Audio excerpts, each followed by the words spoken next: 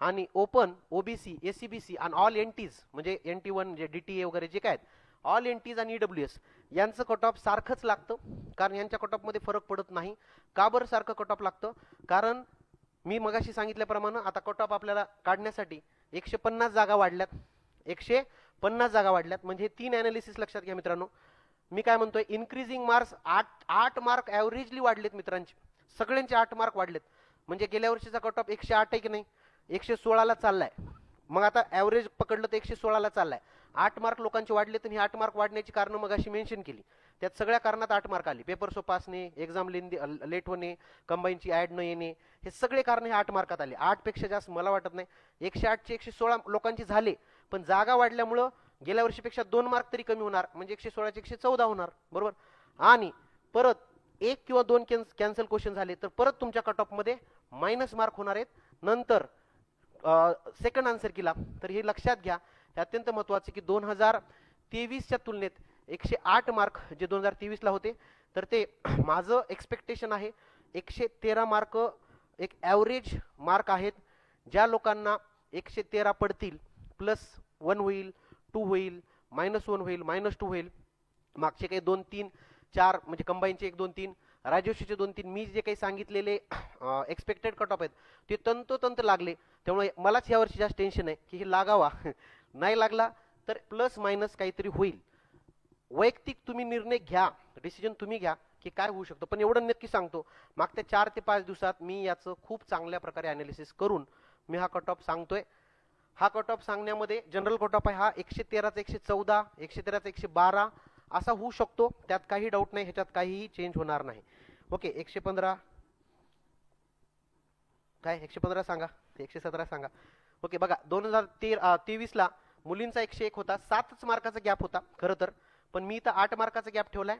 कारण त्याचं असं आहे की ह्यावेळेस थोड्याशा कम्पॅरेटिव्हली मुलींच्या जागा पर्सेंटेज वाईज जास्त आहेत. गेल्या वर्षी जर बघितलं 2023ला काहीतरी मला असं 27 ते 28% जागा होत्या, माझ्याकडे अनालिसिस मी करून ठेवले सगळं. आणि यावर्षी थोड्या जागा 29-30 काहीतरी आहेत, म्हणून माझा 1 मार्काचा थोडासा मी शॉर्ट डिस्टन्स इथं ठेवलाय. हाच 2022ला 10 मार्काचा डिस्टन्स होता. 10वीला मुलींना 96 आणि मुलांना 96.5 आणि मुलांना 106.5, म्हणजे असा 10 मार्काचा इथं फरक होता, लक्षात घ्या. चला ओके, पुढे जाऊया. आता SC कॅटेगरीचा सुद्धा कट ऑफ मी सगळ्या कॅटेगरीचे कट ऑफ काढलेले आहेत. त्याची कारणं अशी आहेत, मला असं वाटतं की सर्वांना, म्हणजे आता दिव्यांग लोक असे असतात की ज्यांना कट ऑफचा खरंच अंदाज येत नाही, तर त्यांना कोणीतरी अंदाज दिला पाहिजे. म्हणजे असा दिला पाहिजे ॲटलिस्ट की बाबा तो करू शकतो का नाही करू शकत. आणि नक्कीच दिव्यांगचा अंदाज घेता येतो. मागच्या 3-4 वर्षाचं अनालिसिस केलं तर घेता येतो, कारण दिव्यांग लोक खूप असं एक्स्ट्रा वाढत नाहीत आपल्या फील्डमध्ये.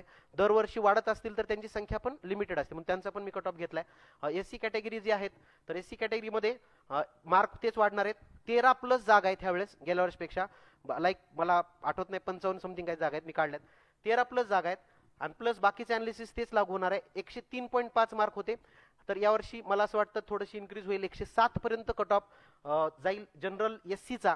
आणि मुलींचा इथं गॅप हा 10 मार्काचा आहे, तर तो काही जास्त मी गॅप बदलला नाही, तो ॲज इट इज गॅप ठेवलाय. कारण जागांमध्ये तर आणखीन हा गॅप बदलू शकतो, कारण 2023ला कम्पॅरेटिव्हली SCच्या जागा आणि आताच्या SC जागा मुलींच्या थोड्याशा जागा आहेत, जास्त आहेत, थोडीशी जास्त आहेत, हे लक्षात घ्या, थोडंसं लक्षात घ्या.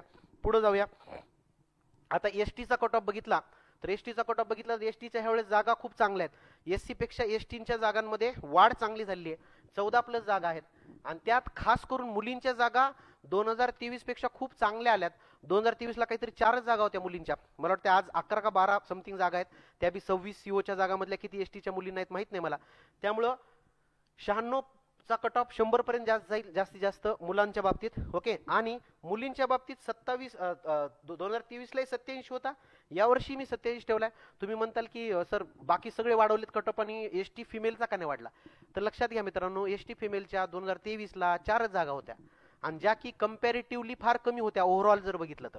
आता मुलींच्या जागा जास्त वाढल्यात, आणि ST फिमेलच्या बाबतीत जेवढ्या जागा जास्त वाढतात तेवढी तफावत वाढत जाते, कारण मुली मिळत नाहीत ST कॅटेगरीमधनं आपल्या राज्यसेवेतल्या कट ऑफमध्ये. त्यामुळे हा 87 कट ऑफ ह्याच्यापेक्षा थोडा कमीच येऊ शकतो. त्यामुळे मुलींनी बिंदास 85+ असेल तरी तुम्ही तयारी करायला हरकत नाही. बाकी वैयक्तिक डिसिजन नक्की घ्या. चला, SBC हे स्पेशल बॅकवर्ड क्लास आहे, ते पण विद्यार्थ्यांचे काही मेसेज आले होते मला, त्यांनाही मी सांगेल की तुमच्या कटऑफमध्ये थोडासा फरक पडेल, कारण तुमच्या वेळेस ह्यावेळेस जागा चांगल्या आहेत. ओके, मला वाटतं 10 का 11 जागा आहेत आणि विद्यार्थी संख्या फार कमी आहे, त्यामुळे तुमच्या पण कटऑफमध्ये फरक पडेल. 109च्या आसपास कटऑफ तुमचा येईल आणि मुलींचा कटऑफ हा 100. 2023ला दोन्ही कटऑफ सेम लागले होते, कारण मुलींना जागाच नव्हत्या. यावेळेस मुलींना जागा आहेत, मुलींना जागा आहेत. ठीक आहे सर. एसबीसीचा सांगितलं अक्षय सर, मला कोण तुम्हीच केलता मेसेज मला माहित नाही. मला एसबीसीचे 7-8 मेसेज आले आणि प्रत्येकाचे, आणि एसबीसी स्पेशल बॅकवर्ड क्लास फार कमी लोक असतात, त्यामुळं तुमचा जो काही कट ऑफ आहे तो जागेनुसार लागतो. मागच्या वेळेसपेक्षा 4 जागा जास्त आहेत. मुलींच्या जागा यावेळेस आहेत, मागच्या वेळेस मुलींच्या जागा नव्हत्या, त्यामुळे एक्सपेक्टेड कट ऑफ आहेत. बा मित्रांनो, हे फिजिकली हँडिकॅप्ड लोकांसाठी लक्षात घ्या. मी फक्त स्पोर्ट्स सोडून बाकी सगळे काढलेत. स्पोर्ट्स सोडून फिजिकली हँडिकॅप्ड जर विचार केला तर टाईप एच्या जागा ह्यावेळेस फार जास्त वाढल्या, फार जास्त. 8 टाईप ए म्हणजे काय, ब्लाइंडनेस, जे काय आहे लो विजन ब्लाइंडनेस वाले जे लोक आहेत त्यांना टाईप ए म्हणतात. आणि मला वाटते ज्यांना 60+ मार्क आहेत ना त्यांनी तयारी चालू करा. 60+ मार्क. कारण काय होतं बघा, जागा मागच्या वेळेस 5 होत्या, मागच्या वेळेस आय थिंक 5 होत्या, मी काढले अनालिसिस. त्या 5 मध्ये मला वाटतं 70च्या आसपास काहीतरी मेरिट लागलं होतं का, काहीतरी समथिंग. हा पेपर अवघड जरी असेल तरी जसजसं लो व्हिजन किंवा ब्लाइंडनेसच्या लोकांची संख्या वाढते ना, तसतसं कट ऑफ खाली येतो. कारण शेवटचा जर 6च्या ऐवजी 7 जरी मुलं आले ना तर कट ऑफ खूप खाली येतो, हे लक्षात घ्या. त्यामुळे हे ब्लाइंडनेसची मुलं 8 जे आहेत ते 60+. बी वाले हिअरिंग लॉस म्हणजे जे बहिरेपणा वगैरे आहे, एच जी काही डिसऑर्डर हे आहे, डिसॅबिलिटी, त्यांनी 80+ ला अभ्यास सुरू करा. 80+ म्हणजे अराउंड तुम्ही करा. म्हणजे मी तुम्हाला सांगतोय ना, मी एक आकडा देतोय आणि लक्षात घ्या पीएच वाल्यांचा आकडा मोठा गॅप पडू शकतो. म्हणजे मी 80 सांगतोय आणि मेरिट लागलं 76, मेरिट लागलं 72, असं होऊ शकतं.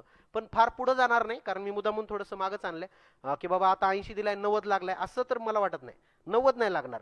हा 80चं फार फार 82 होईल. मागं मात्र किती येऊ द्या, तुम्हाला काय, तुम्ही 80+ आहे तुम्ही करा, मागे येऊ द्या, त्याचं काही टेन्शन घेऊ नका. टाईप सी वाले जे आहेत, लोकोमोटर डिसॅबिलिटी जे आहेत त्यांना 90+ लागेल. कारण काय प्रॉब्लेम आहे, ह्यांच्या जागा जरी जास्त असतील ना तर ह्यांची